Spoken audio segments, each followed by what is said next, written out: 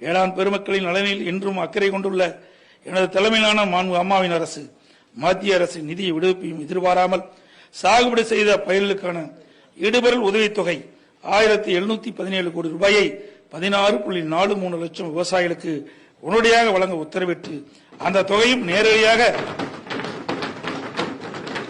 விவசாயிகள் வங்கிக் கணக்கில் வரவு வைக்கப்பட்டு வருகிறது.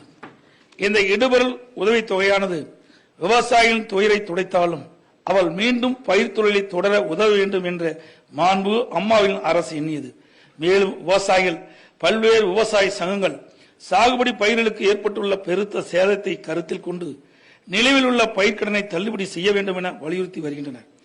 கீழே விழுந்தவர்களை மேலே தூக்கிவிட்டால் மட்டும் போதாது, அவர்கள் மேலும் வலுப்பெற உதவி செய்திட வேண்டும் என்ற உயரிய சிந்தனையில் எனது தலைமையிலான மாண்பு அம்மாவின் அரசு செயல்பட்டு வருகின்றது.